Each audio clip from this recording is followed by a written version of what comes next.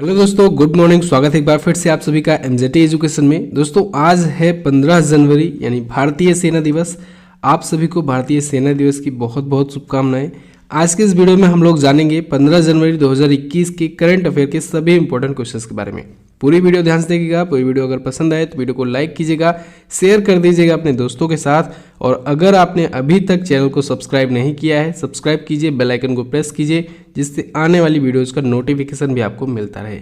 इसकी पीडीएफ, इसकी क्विज आपको मिल जाएगी हमारे एप्लीकेशन पर। एमजेटी ऐप आप लोग गूगल प्ले स्टोर से डाउनलोड कीजिए। वहीं पर आपको फ्री में study materials, videos, mock test और भी बहुत सारी चीज़ें मिलने वाली हैं। इंडिया की बेस्ट ई बुक्स आप हमारे एप्लीकेशन से डाउनलोड कर सकते हैं बहुत ही अफोर्डेबल प्राइस में। चलिए बात करते हैं लास्ट डे के क्वेश्चंस की। लास्ट डे का मेरा पहला क्वेश्चन था आपसे, स्वामी विवेकानंद जी के बचपन का क्या नाम था? तो इनके बचपन का नाम था नरेंद्र नाथ दत्त।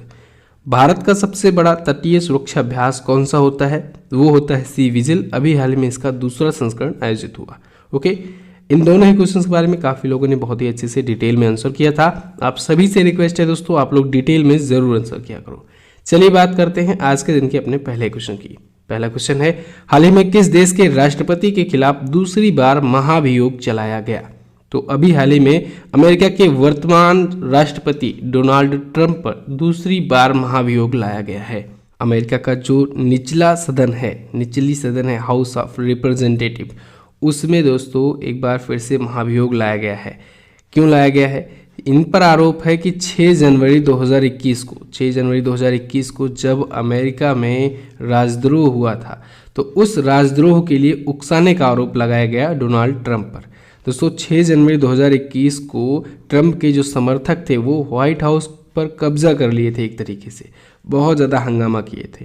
तो इन सब का जो आरोप लगा वो ट्रंप पर लगा और निचला सदन होता है हाउस ऑफ रिप्रेजेंटेटिव, वहाँ पर इनके खिलाफ महाभियोग लाया गया। अच्छा, इन पर महाभियोग दूसरी बार लाया गया है। इससे पहले भी एक बार लाया गया था। कब लाया गया था? 18 दिसंबर 2019 को। कब? 18 दिसंबर 2019 को एक बार इन पर लाया गया था महाभियोग। हालांकि वो पास नहीं हो सका, ठीक है, वो इनके पक्ष में ही रहा और ये राष्ट्रपति बने रहे। लेकिन इस बार निचले सदन में आया और पास भी हो गया है, ठीक है। देखिए दोस्तों, अमेरिका की संसद का नाम होता है कांग्रेस। ये मैं आपको बहुत बार बता चुका हूँ, कांग्रेस। अब इसमें 2 सदन होते हैं, एक निचला सदन, एक ऊपर का सदन, ठीक है, एक लोअर हाउस, एक अपर हाउस। तो जो अपर हाउस है उसे कहते हैं सीनेट। क्या कहते हैं? सीनेट। आपको ये वर्ड मिलता होगा। और जो निचला सदन है उसे कहा जाता है हाउस ऑफ रिप्रेजेंटेटिव, ठीक है। तो निचला सदन मैं कहूँ तो आप लोग हाउस ऑफ रिप्रेजेंटेटिव समझिएगा, और ऊपर का जो सदन है वो है सीनेट। ये दोनों मिलकर बनते हैं कांग्रेस, जिसे कहते हैं संसद, वहाँ का संसद, ठीक है, अमेरिका का। तो निचले सदन में पास हो गया है। अगर ऊपर वाले सदन में भी पास हो जाता है तो वहाँ के वर्तमान राष्ट्रपति डोनाल्ड ट्रंप को अपना पद छोड़ना पड़ जाएगा। मैंने आपको कई बार बताया है 20 जनवरी तक रहेंगे अभी डोनाल्ड ट्रंप ही वहाँ के प्रेसिडेंट। अब आप सोच रहे होंगे कि बस 5 दिन ही तो बचे हैं, 5 से 6 दिन ही तो बचे हैं, तब महाभियोग क्यों लाया जा रहा है? 20 जनवरी को तो वो वैसे भी हटने वाले हैं। तो देखिए दोस्तों, किसी देश के राष्ट्रपति पर महाभियोग लगा करके हटाने का मतलब ये हुआ कि उसको बेइज्जती करके निकालना, ठीक है। ये तब होता है जब उस देश के प्रेसिडेंट पर कोई इस प्रकार के आरोप हो कि वो देशद्रोह कर रहा है, राजद्रोह कर रहा है, या फिर अपने देश की खुफिया जानकारी किसी दुश्मन देश से शेयर कर रहा है, साझा कर रहा है, ठीक है। तो ऐसे केसेस में महाभियोग लाया जाता है राष्ट्रपति पर। तो अगर महाभियोग ला दिया गया है, महाभियोग से हटाया गया है किसी देश के राष्ट्रपति को, यहाँ पर मैं देश बोल रहा हूँ तो आप लोग भारत भी इसमें इंक्लूड कीजिएगा, क्योंकि अमेरिका के ही संविधान से तो राष्ट्रपति उपराष्ट्रपति पर महाभियोग का जो प्रोसेस है वो कॉपी किया गया है भारत के संविधान में भी, ठीक है। तो भारत में भी ये आप लोग यही समझेंगे। तो अगर हटा दिया जाता है राष्ट्रपति को, तो जो उसको रिटायरमेंट के बाद जो सुविधाएं मिलने वाली होती हैं, यानी कि फ्री जो आवास होता है, ठीक है, या फिर सिक्योरिटी होती है आजीवन, तो वो सभी चीज़ें नहीं मिलती हैं, ठीक है। और जो सैलरी वगैरह होती है वो सभी चीज़ें नहीं मिलती हैं जनरली। अगर आप लोग देखते होंगे कभी कभी क्या होता है कि जब जिस पर अगर महाभियोग लाया जा रहा है तो वो इस्तीफा दे देता है। महाभियोग को जब उसे आभास होता है कि महाभियोग पूरा पास हो जाएगा तो उससे पहले ही इस्तीफा दे देता है। ऐसा इसलिए करता है क्योंकि अगर वो इस्तीफा दे दिया तो वो इस्तीफे से हटा तो वो आजीवन सैलरी, सुविधाएं, ये सभी चीज़ें पाता रहेगा, इनका लाभ उठाता रहेगा। लेकिन अगर महाभियोग से हटाया जाता है तो उसको कुछ नहीं मिलेगा, ठीक है, यानी इंसल्ट करके निकाला गया। तो अमेरिका के इतिहास में दोस्तों पहली बार ऐसा हो रहा है कि किसी प्रेसिडेंट पर 2 बार महाभियोग लाया गया है। एक बार खारिज हो गया, लेकिन एक बार निचले सदन में पास भी हो गया है। आई होप आपको ये समझ में आ गया होगा। चलिए बढ़ते हैं आगे, बात करते हैं अमेरिका से कुछ स्टैटिक्स पॉइंट। वाशिंगटन डीसी यहाँ की राजधानी है। जो बाइडेन ये नए प्रेसिडेंट हैं, लेकिन अभी नवनिर्वाचित ही हैं। ये 20 जनवरी के बाद शपथ लेंगे। 46 में ये बनेंगे। डॉलर यहाँ की करेंसी है। कांग्रेस यहाँ की संसद का नाम है। इनकी वाइस प्रेसिडेंट होंगी, यानी संयुक्त राज्य अमेरिका की वाइस प्रेसिडेंट होंगी कमला हैरिस जी, जो कि भारतीय मूल की हैं। ओके, और इन दोनों को अभी टाइम मैगजीन ने पर्सन ऑफ द ईयर चुना है। ये भी आपको याद रखना चाहिए। अगला देखते हैं। अगला है, कहाँ के राष्ट्रपति को गणतंत्र दिवस 2021 पर मुख्य अतिथि के रूप में आमंत्रित किया गया है? तो दोस्तों भारतीय गणतंत्र दिवस 2021 में मुख्य अतिथि होंगे सूरीनाम के प्रेसिडेंट। सूरीनाम के प्रेसिडेंट हैं चंद्रिका प्रसाद संतोखी, या इन्हें चांद संतोखी भी कहा जाता है। क्या? चांद संतोखी या चंद्रिका प्रसाद संतोखी। ये भारतीय मूल के ही हैं। सूरीनाम के प्रेसिडेंट हैं। सूरीनाम एक दक्षिण अमेरिकी देश है, अभी मैं आपको दिखाऊंगा वर्ल्ड मैप में। तो ये आने वाले हैं मुख्य अतिथि के रूप में, चीफ गेस्ट के रूप में हमारे गणतंत्र दिवस की परेड पर। ठीक है, इससे पहले आप सभी को पता है ब्रिटेन के पीएम आने वाले थे बोरिस जॉनसन, लेकिन उनके देश में कोरोना वायरस का एक नया स्ट्रेन मिला है, इस वजह से वो नहीं आना चाह रहे हैं। ठीक है, उन्होंने दौरा अपना कैंसिल कर दिया है। अच्छा, इसी से रिलेटेड अभी एक क्वेश्चन कल भी आया था, जब मैंने आपको बताया था कि बांग्लादेश की 122 सैनिकों की टुकड़ी भी आने वाली है परेड में हिस्सा लेने। ये भी आपको याद रखना चाहिए। चलिए अब आया है सूरीनाम, तो देखते हैं वर्ल्ड मैप में है कहाँ पर सूरीनाम। तो वर्ल्ड मैप में ये रहा हमारा प्यारा भारत। यहाँ से अगर हम लोग आएंगे साउथ अमेरिकन कॉन्टिनेंट में, दक्षिण अमेरिकी महाद्वीप में, तो ये देखिए अफ्रीका हमने पार किया, और ऊपर यहाँ पर आपको नॉर्थ अमेरिकन कॉन्टिनेंट दिखेगा, नीचे है साउथ अमेरिकन कॉन्टिनेंट। ठीक है, यहाँ पर आपको दोस्तों सबसे ऊपर ही दिख जाएगा सूरीनाम। यहाँ पर फ्रेंच गुयाना और ब्राज़ील के बीच में है सूरीनाम। ये है सूरीनाम। ओके, सूरीनाम की राजधानी होती है पैरामारिबो। क्या होती है? पैरामारिबो। यहाँ के प्रेसिडेंट है चंद्रिका प्रसाद संतोखी, और यहाँ की करेंसी दोस्तों होती है सूरीनाम डॉलर। क्या होती है? Suriname dollar. क्लियर? अगला देखते हैं। अगला है, भारतीय इतिहास में पहली बार कब पेपरलेस केंद्रीय बजट पेश किया जाएगा? तो दोस्तों इस बार पेपरलेस केंद्रीय बजट पेश किया जाना है। भारतीय इतिहास में पहली बार ऐसा होने जा रहा है। कहाँ पर पेश किया जाएगा? संसद में पेश किया जाएगा। ठीक है, केंद्रीय बजट है तो ये संसद में पेश किया जाएगा। कब पेश किया जाएगा? 1 फरवरी 2021 को ये पेश किया जाएगा। कौन पेश करेगा? भारतीय वित्त मंत्री निर्मला सीतारमण जी पेश करेंगी। ओके, ये पूरी तरीके से पेपरलेस होगा, यानी इसमें कागज़ का किसी भी प्रकार से यूज नहीं होगा। ऐसा क्यों किया जा रहा है? ऐसा कोविड-19 महामारी को ध्यान में रखकर किया जा रहा है दोस्तों, क्योंकि होता क्या है कि छपाई वगैरह के पूरे प्रोसेस में लगभग 100 कर्मचारी यूज होते हैं। तो ऐसे अगर 100 कर्मचारियों के हाथों से होकर के अगर बजट आता है तो फिर संसद में भी कोरोना फैल सकता है। इस वजह से पेपरलेस केंद्रीय बजट इस बार पेश किया जाएगा 1 फरवरी 2021 को। अच्छा दोस्तों, बजट पेश होने से एक दिन पहले इकोनॉमिक सर्वे जारी किया जाता है। तो 31 जनवरी को इकोनॉमिक सर्वे जारी किया जाएगा, उसके बाद 1 फरवरी को बजट पेश किया जाएगा। ओके, बजट क्या होता है? बजट दोस्तों एक फाइनेंशियल प्लानिंग होती है। आप लोग कोई बिजनेस स्टार्ट करना चाहते हो, कोई भी चीज़ करते हो, अपना टाइम टेबल बनाते हो, शेड्यूल बनाते हो, या अपने घर के खर्च को कोई निकालना चाहते हो, तो मंथली के पहले ही एक बजट प्लान करते हो। ठीक है, सेम वैसे ही है देश में भी। देश को चलाना होता है, अगले 1 वर्ष में कहाँ कहाँ पर कितना पैसा खर्च करना है, किन किन योजनाओं पर, किन किन परियोजनाओं पर खर्च करना है, इन सब के लिए एक प्लान तैयार किया जाता है। उस प्लान में पूरा डिटेल होता है कि कहाँ पर कितना पैसा, कितना धन खर्च करना है, किस योजना पर, किस परियोजना पर। वही होता है बजट। क्लियर? तो संसद में वित्त मंत्री के द्वारा बजट पेश किया जाता है। बजट जब 1 फरवरी को पेश कर दिया जाएगा तो इस पर एक डिटेल वीडियो आएगी जिसमें मैं आपको और भी चीज़ें बताऊंगा। चलिए अगला देखते हैं। अगला है, हाल ही में जारी ब्रेकआउट इकोनॉमिक्स में भारत किस स्थान पर रहा? तो अभी हाल ही में ब्रेकआउट इकोनॉमिक्स रिपोर्ट जारी हुई है, जिसमें भारत है दोस्तों 4थे स्थान पर। इस रिपोर्ट का नाम है digital evolution score card. Digital evolution score card का ये 3रा संस्करण है। ठीक है, 3री बार ये लॉन्च किया गया है और भारत है इसमें 4थे स्थान पर। पहले पर कौन है? पहले पर है चाइना, सेकंड पर है अजरबैजान, थर्ड पर है इंडोनेशिया, और 4थे स्थान पर है हमारा प्यारा भारत। ओके, ब्रेकआउट इकोनॉमिक्स में। अच्छा, जारी किसने किया है इस रिपोर्ट को? इस रिपोर्ट को मास्टर कार्ड ने जारी किया है। मास्टर कार्ड के साथ टफ्ट्स यूनिवर्सिटी फ्लेचर स्कूल ने जारी किया है। अगला देखते हैं। अगला है, किर्गिस्तान के नए राष्ट्रपति कौन बने? तो किर्गिस्तान के नए प्रेसिडेंट बन गए हैं सदर जापारोवा। सदर जापारोवा ने वहां के राष्ट्रपति पद का चुनाव जीत लिया है। इन्हें 79% वोट्स हासिल हुए हैं। ओके, सदर जापारोवा को। अब आया है किर्गिस्तान, तो हम चलिए देखते हैं वर्ल्ड मैप में किर्गिस्तान है कहाँ पर। तो वर्ल्ड मैप में देखिए दोस्तों, ये है हमारा प्यारा भारत। यहीं से हम लोग ऊपर की तरफ देखेंगे तो यहाँ पर आपको किर्गिस्तान दिख जा रहा है। ठीक है, रास्ते की बात करें तो यहाँ पर देखिए ये है Pakistan, Afghanistan, China, Tajikistan, Kyrgyzstan. ऊपर यहाँ पर है कजाकिस्तान, जो कि दुनिया का सबसे बड़ा लैंड लॉक्ड देश है। मैंने आपको बताया था अभी उस दिन। ये है किर्गिस्तान। ठीक है, किर्गिस्तान की राजधानी क्या होती है? किर्गिस्तान की राजधानी होती है बिश्केक। क्या होता है? बिश्केक होती है यहाँ की राजधानी किर्गिस्तान की। और यहाँ की मुद्रा होती है सोम।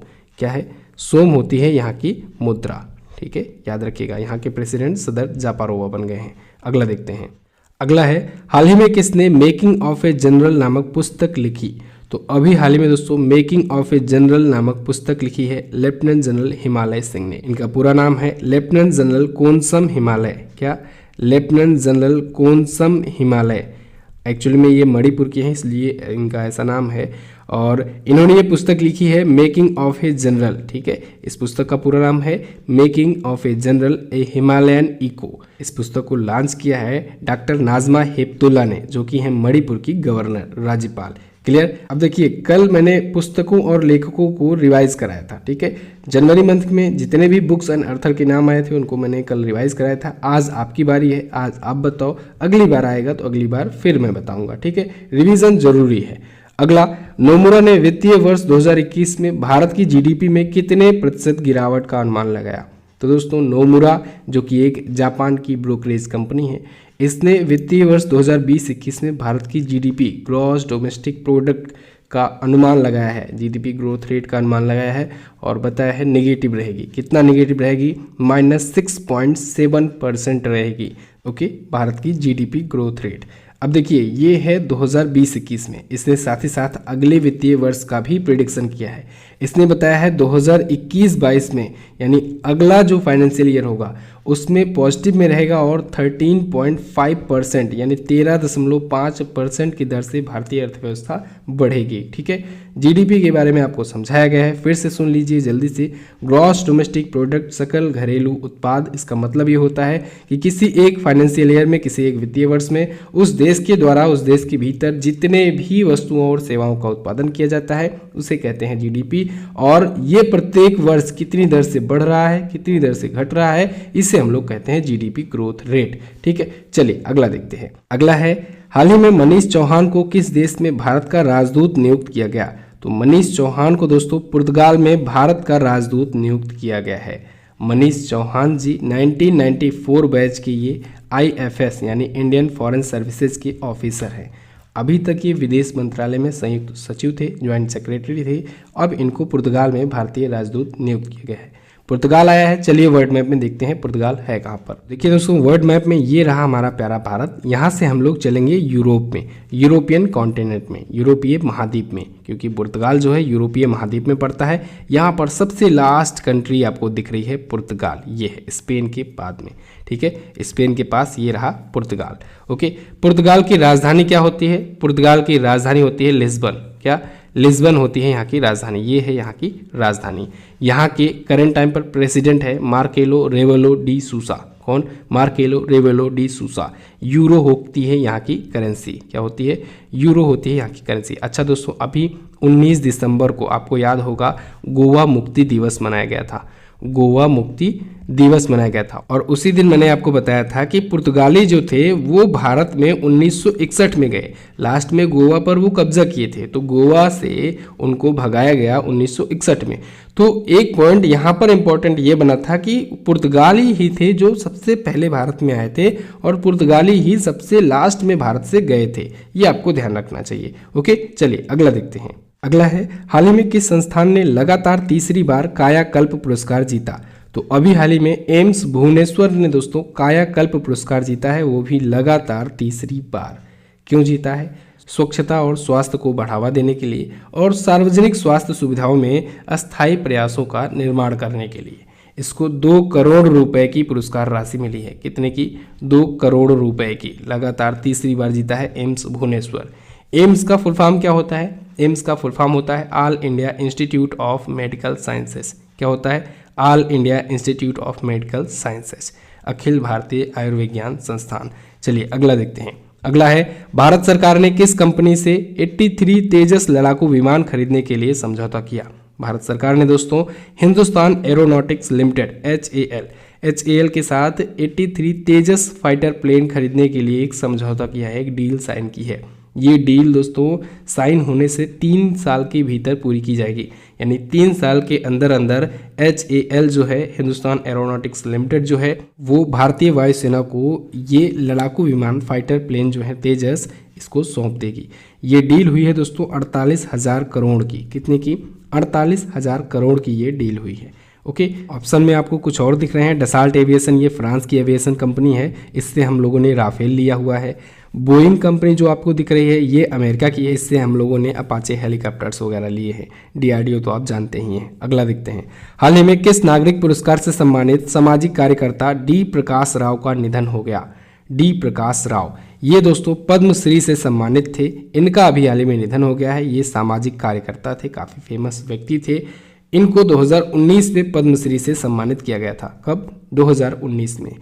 इन्होंने दोस्तों एक आशा ओ आसवाना कार्यक्रम शुरू किया था। क्या? आशा ओ आसवाना नाम का एक कार्यक्रम शुरू किया था और उसी कार्यक्रम के माध्यम से ये सामाजिक सेवाएं किया करते थे, सामाजिक कार्यकर्ता थे। तो इनका अभी हाल ही में निधन हो गया है। अगला देखते हैं। अगला, बायजूस ने किस एजुकेशनल प्लेटफॉर्म को $1 बिलियन में अधिग्रहण किया? तो बायजूस ने दोस्तों आकाश एजुकेशन को, आकाश एजुकेशनल सर्विसेज लिमिटेड का अधिग्रहण करने की घोषणा की है $1 बिलियन में। ठीक है, अभी अंडर प्रोसेस है।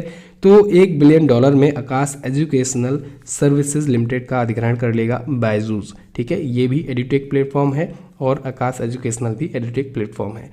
$1 बिलियन यानी होता है लगभग 73 अरब रुपए। ठीक है, 73 अरब रुपए, यानी कि ये डील दोस्तों दुनिया के सबसे बड़े एडुटेक एक्विजिशंस में से एक है।